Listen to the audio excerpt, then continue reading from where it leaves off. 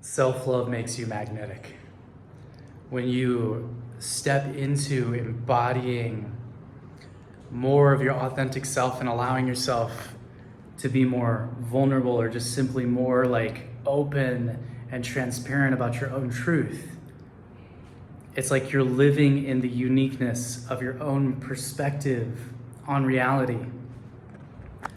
And to really come to this point is a place along my own journey of deconditioning, right? The societal programming, the ancestral trauma, that which we inherit from our family and from that of the world mind, referred to such as by Joseph Murphy and other great thinkers in the last century. This phrase started to come to me in the studies of the world mind, the race mind, the human consciousness separated from source, right? The reason I reference these things too is because then it acts as a rabbit hole where I'm like, dude, totally check out How to Attract Money by Joseph Murphy, which talks about how our beliefs about ourself and our own self-worth is reflected in our relationship with money. And we can change, we can become, we can rise above the limited thinking, right, of separation-based consciousness, which is also scarcity consciousness, the limiting belief that there isn't enough to go around. And we all grow up in one form or another. I know for me, growing up in Indiana, I was always passionate about artistic expression and felt that I had a purpose that existed outside of the matrix. Now, the limiting belief, the world mind of that time was telling me you need to go to college, get a 9-to-5, and a lot of people go through that, right? And then they get that, and even if they get the material security of it, eventually start waking up, having this awakening that it's not fulfilling them, because you on a spiritual level have a life purpose that is greater than the world mind, that is greater than the conditioning that tells you what you're meant to be. And that's why self-love is the key to becoming magnetic, to the law of attraction working for you. Because as you start to embody more of your true self, as you start to give yourself the permission to be seen in that and to have a unique expression, this stuff is going to start to come up somatically, meaning it's going to come up vibrationally in your body. You're going to be able to become aware of the patterns that are coming up in your body. And that's how, as I started going into embodiment, right? Because as you're having this awakening, right, you can be going these higher conscious states and having all these downloads, but it's about integrating it into your embodiment, into your body, into the grounding, into the earth, into your everyday experience, right? Living it as a way of life, walking the path. And we're all on the path of that awakening, and how to bring it into practical, how to make the metaphysics practical, how to bring the spirituality to earth. And what I started realizing is that as a crunchy feeling would come up in my solar plexus, I started using chakra therapy in a certain sense of becoming aware of, oh, this is coming up in my solar plexus. I'm feeling a shrinking down as it has a confidence, right? Lack of confidence. And then how to realize that as I would shrink down and I wasn't living in my truth, that I was working jobs that also didn't fully value me. And as I started becoming aware of that energy and going into my body and giving myself permission to express and to shift that energy into being more confident, I would start to attract more expansive opportunities. I went from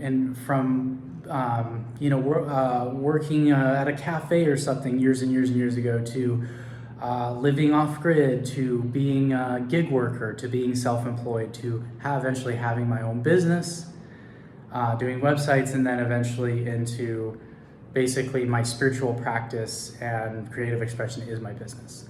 And as I went through that journey, it was one of loving myself. Like, I know that this is a catchphrase of like, love yourself, but self-love is magnetic and it gives you that confidence. and confidence is attractive because people can feel viscerally that you're embodying living in your truth, right? You're in your own frame, you're in the body, right?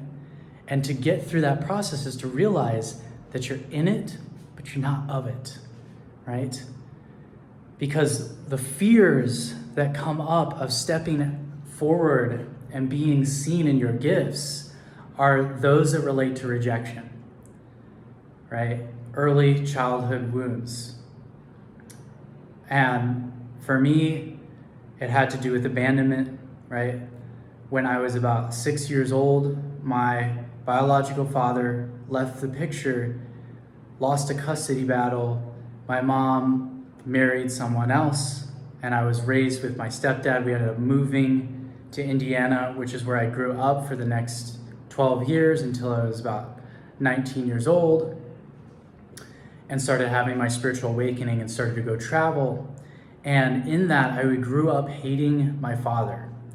And my stepdad was my dad, right? But I wondered why he had abandoned me. And then eventually reconnecting with him in the future, we decided to form a relationship again and start healing that. And what eventually he shared with me is that he felt like he had failed when he lost the custody battle, and he thought that me and my brother were better off without him, right? And this all connected too with how my brother and I were split. We have different moms, so technically half brothers, but we were close as kids. And something happened early on with him, with abuse that was covered up, and I tried to stand up for him to help it stop. And then they basically, his part of the family that he was living with, his family, they were like, no, that's not going on. And then I didn't see him for like 7 or 8 years. And, he mirrored a similar thing where he went through a really dark phase in his life. And, him and I reconnected later on. And then he was also going through the spiritual awakening. And I realized that I was earlier on sharing my journey, and he was following that journey. And he went out of his own depression and his own not wanting to live, and had his own awakening. And then he was like, wow, man, I really see what you're saying. I resonate with this, with the synchronicities and the law of attraction and the spiritual awakening and all this, experiencing that himself. And the reason I share all this is that as I was healing my own father wound, I was healing my issue with authority. And I felt like the masculine wasn't there for me in my life. And this eventually goes back to Father God, or feeling abandoned by the Father, feeling abandoned by God, right? And that as I healed that, I started to realize that I was supported, and I went in and started healing my inner child and went through a reparenting process. And this is what I teach in my transformational coaching. And as I came in and I started reconnecting with my inner authority and went through a healing with my father, actually with both of my dads, with my inner authority, and with people that represented authority in my life and my own resistance to that, I realized how earlier in my life I was not supported by the masculine, and growing up in the societal conditioning did not have good role models of masculine energy, so in a way rejected that. And being bullied as a kid, all these things played into being told that there was something wrong with me because I couldn't pay attention in school, so they put me on ADD medication. This all culminated in my spiritual awakening of waking up out of the matrix and realizing there wasn't something, I wasn't broken. And that was what led me to meditation. I shifted from medication to plant medicine and to meditation, right?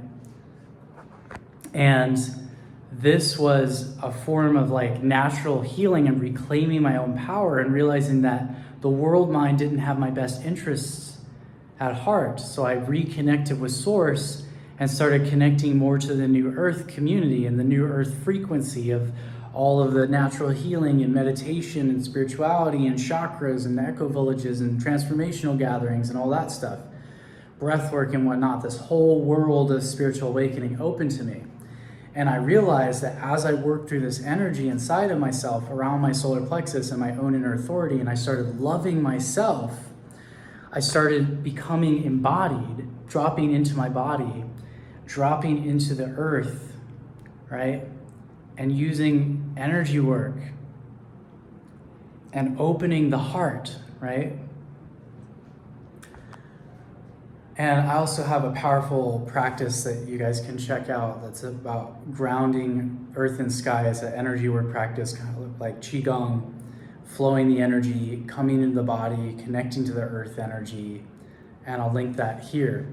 And this practice really helped me to start to work with my energy and bring my energy through my body, become aware of myself as consciousness, flowing this energy and being able to work with my own energy to heal myself. And because of that early abandonment wound, right, I realized that I was abandoning myself by not being fully present in my body. I became empathic and learned to tune into other people's energy to survive, especially because I didn't fit in, outsider wound, right? And this all comes back to the core wound of rejection. And this core wound of rejection also, you can trace it to being a tribal wound, right? Think back in the day, if you didn't fit into society, right, and the tribal culture, and you didn't conform to certain expectations of the tribe, you could be exiled, right, from the tribe. And when you're exiled from the tribe, you're cut off from the support of your human family, and you're out in the wilderness of the great unknown with no idea if you will survive. And essentially, that kind of happened to me, but I chose it when I went and I traveled with a backpack, and I literally went outside of the mainstream culture, like completely, not living in a city or even like I have times living just like in nature, like literally out of a backpack, out of tents, right? I stayed in an ashram a couple times. I went and lived off grid in Colorado for 2 years. Totally a different reality, and started going to these spiritual vortexes. Now I needed to balance this out. And as I returned to the world, right, I started reintegrating and realizing like, oh, this is how the programming works. It gets you to focus outside of yourself. Try to find your happiness outside of yourself. Billboards on every corner, commercial playing to every emotion that could possibly manipulate you through the news, through the media, through the food, through the propaganda. When you're in the matrix, that is the metaphor of them literally in those pods and their energy harvesting. It's ways of disempowering you, of drawing your energy outside of your own frame of reality. But when you reclaim your power and you come back into your frame, you come back into your center, you realize that as you change your focus, right? Where you place your focus, where you place your attention, that your energy goes, and then that through the law of attraction, that point of attraction, your focus is your point of attraction, and then whatever you're focusing on is going to begin to grow within your reality, and then you realize that you are the magician, like a Harry Potter, who's just left the Matrix through the portal to Hogwarts and gotten his first magic wand, and now you get to learn how to use it. And life is like the Hogwarts. Life itself is like the mystery school where you learn how to like work with your wand, with your attention, with your words, the power of speech. Abracadabra, funny enough, actually means as you speak, so you create.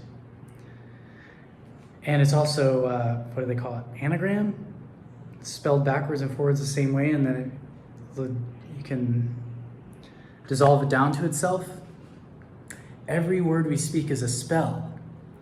Your thoughts create your reality. Now there's a few ways you can entry point this. If you can entry point them from the point of consciousness where you can change your thoughts, you begin to create a different thought stream. Now people are thinking mostly the same thoughts, repetitive thoughts every single day.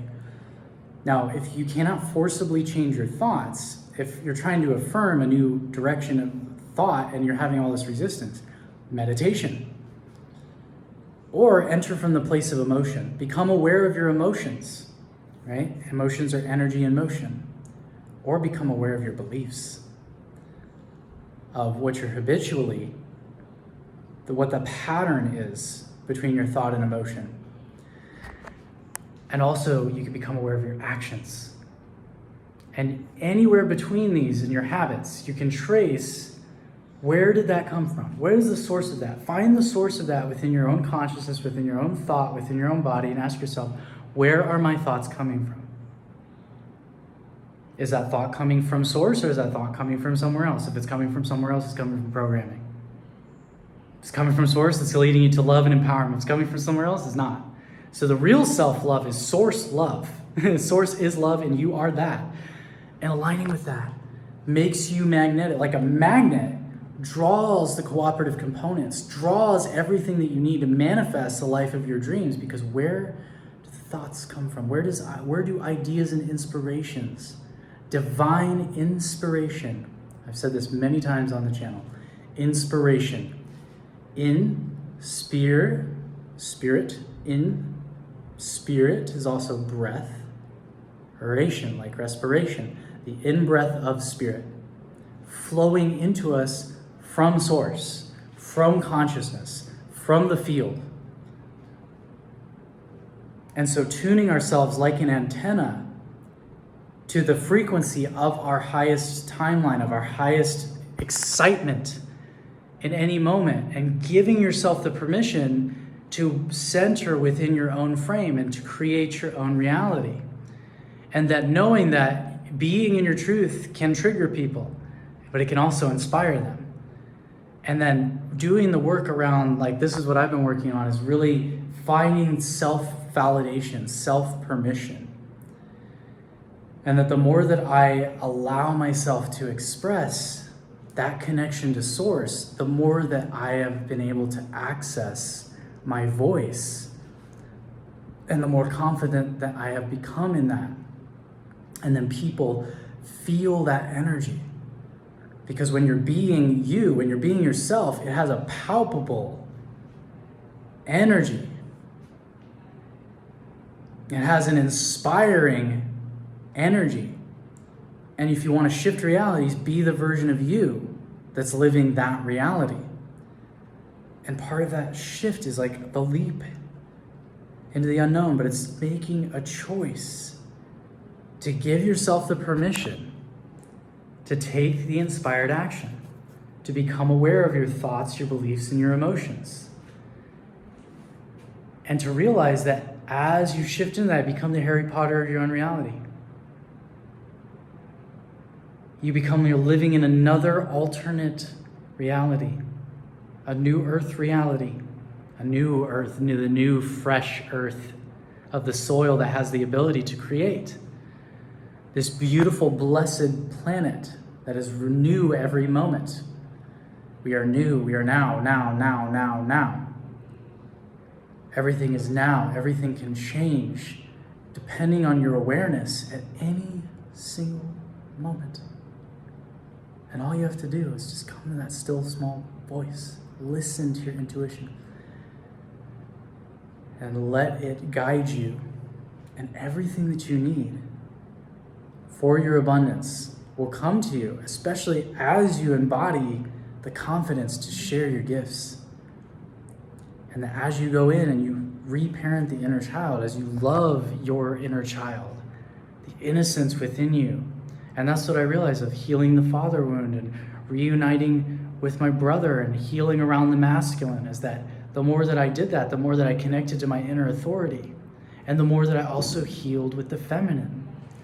The more that I was able to start receiving that nurturing, the more, and then I manifested a sacred love relationship in that, where I saw that shifted my relationship of being in that deeper place, of being able to be embodied in my own masculine and be in the receiving mode and be supporting the feminine energy. And then as you're in that receiving, you're able to receive the nurturing. You're able to, first, it all starts with source and getting into receiving mode and being able to feel the energy flowing into you, being able to surrender. And that's a huge process of letting go. And as you let go and as you clear the patterns of the past, you start to open up to be able to let in the energy of source consciousness, to be able to let in that energy which creates worlds, to be able to let in the energy which heals yourself, to be able to let in the energy which restores you to that state of alignment, of inspiration, of creativity, of empowerment, of being alive, of vitality, of abundance. It's already here. So when's it going to happen? Every time you ask yourself,